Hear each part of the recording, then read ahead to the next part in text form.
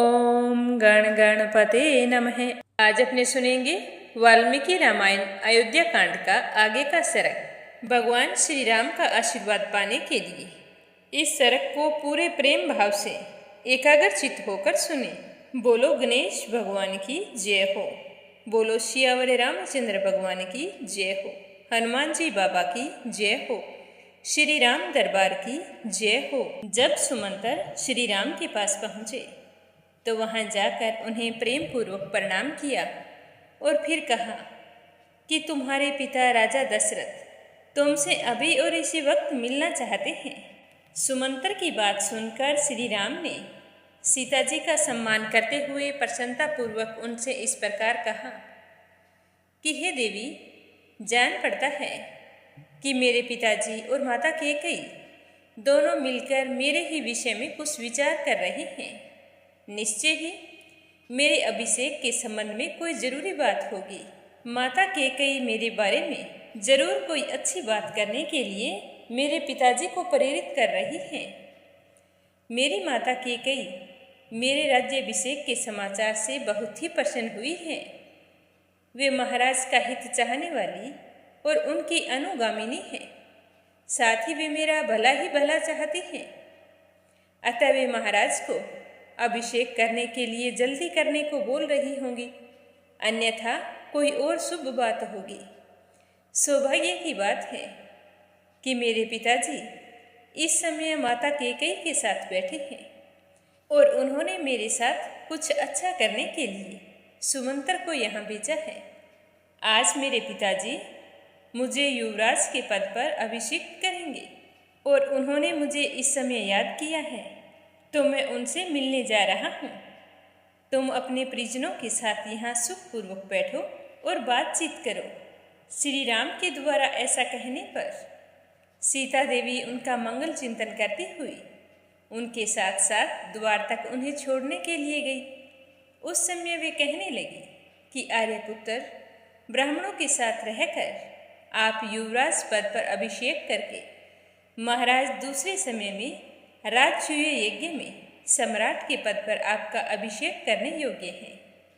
ठीक उसी तरह जैसे लोक सृष्टि ब्रह्मा ने देवराज इंद्र का अभिषेक किया था। हे स्वामी, आप राजसूय यज्ञ में दीक्षित हो, तद अनुकूल व्रत का पालन करने में तत्पर, श्रेष्ठ मृग चरमधारी, पवित्र तथा हाथ में मृग का श्रृंग धारण करने वाले हो। इस रूप में मैं आपका दर्शन करती हुई आपकी सेवा में संलग्न रहूं, यही मेरी शुभकामना है। आपकी पूर्व दिशा में वज्रधारी इंद्र, दक्षिण दिशा में यमराज, पश्चिम दिशा में वरुण और उत्तर दिशा में कुबेर रक्षा करें। इसके बाद सीता की अनुमति लेकर श्री रामचंद्र जी सुमंतर के साथ अपने महल से बाहर निकले। ठीक उसी तरह जैसे पर्वत की गुफा में शयन करने वाला शेर पर्वत से बाहर निकल आता है, ठीक उसी प्रकार महल से निकलकर श्री रामचंद्र जी ने द्वार की ओर देखा तो वहाँ पर लक्ष्मण खड़े थे, जो विनीत भाव से हाथ जोड़े थे। तो उनसे मिलकर उसके बाद वे अपने मित्रों से मिले और फिर प्रार्थी जनों को उपस्थित देखकर सबसे मिलकर उन्हें संतुष्ट किया। उसके बाद रथ पर आरूढ़ होकर अपने पिता दशरथ से मिलने के लिए चल पड़े। उस रथ की गड़गड़ाहट मेघ की गर्जना के समान प्रतीत हो रही थी। वह रथ मणियों और सोने से विभूषित था। उसकी कांति सब ओर फैल रही थी। वह रथ अपनी प्रभा से लोगों की आंखों में चकाचौंध पैदा कर रहा था। उस रथ के घोड़े बहुत ही उत्तम थे, जो अधिक पुष्ट होने के कारण हाथी के बच्चों के समान प्रतीत हो रहे थे। जैसे सहस्त्र नेत्रधारी इंद्र हरे रंग के घोड़ों से युक्त शीघ्रगामी रथ पर सवार होते हैं, ठीक उसी प्रकार श्री राम भी उस रथ पर आरूढ़ थे और अपने पिता महाराज दशरथ से मिलने के लिए जा रहे थे। तो श्री राम ने लक्ष्मण को भी अपने साथ बैठा लिया। फिर जैसे ही उनका रथ मनुष्यों की भारी भीड़ के बीच से निकला, उस समय उस जनसमूह के चलने से भयंकर कोलाहल मच गया। श्री राम के पीछे अच्छे अच्छे घोड़ों और पर्वत के समान विशालकाय गजराज सैकड़ों और हजारों की संख्या में चलने लगे।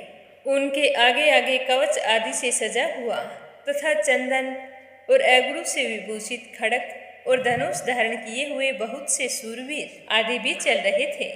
मार्ग में वाद्यों की ध्वनि, वंदी जनों के स्तुति पाठ के शब्द तथा शूरवीरों के सिंहनाद सुनाई दे रहे थे।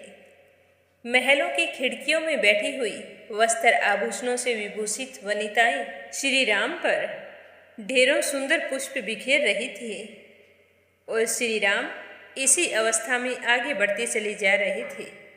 उनका मुखमंडल बहुत ही प्रकाशित हो रहा था। उस समय अटालिकाओं और भूतल पर खड़ी हुई सर्वांग सुंदरी युवतियां श्री राम का हित करने की इच्छा से श्रेष्ठ वचनों के द्वारा उनकी स्तुति करने लगी। माता को आनंद प्रदान करने वाले रघुवीर, आपकी यह यात्रा सफल हो और आपको पैतृक राज्य प्राप्त हो। इस अवस्था में आपको देखती हुई आपकी माता कौशल्या निश्चय ही आनंदित हो रही होंगी। और फिर वे कहने लगी कि सीता जी तो संसार की सारी सौभाग्यवती स्त्रियों में सबसे श्रेष्ठ हैं। उन देवी ने पूर्व काल में निश्चय ही कोई बड़ा भारी तप किया होगा, तभी तो उन्होंने चंद्रमा से संयुक्त हुई रोहिणी की भांति श्री राम का संयोग प्राप्त किया है। यह सुनकर श्री राम बड़े ही प्रसन्न हो रहे थे।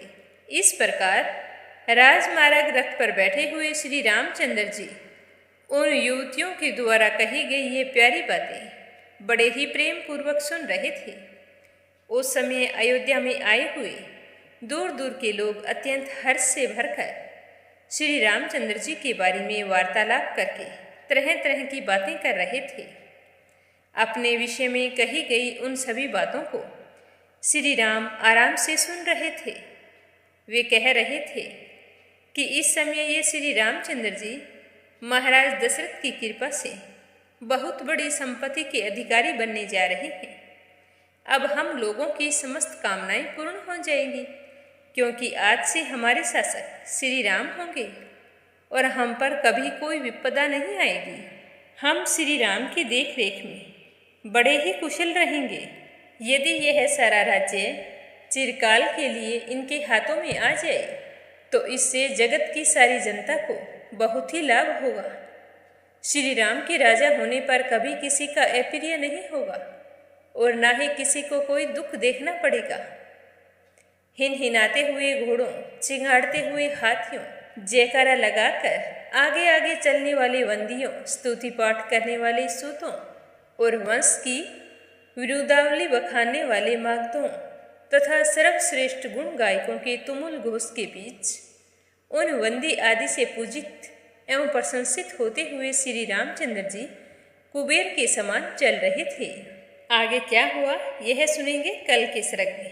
प्रेम भाव से कहिए सियावर रामचंद्र भगवान की जय हो।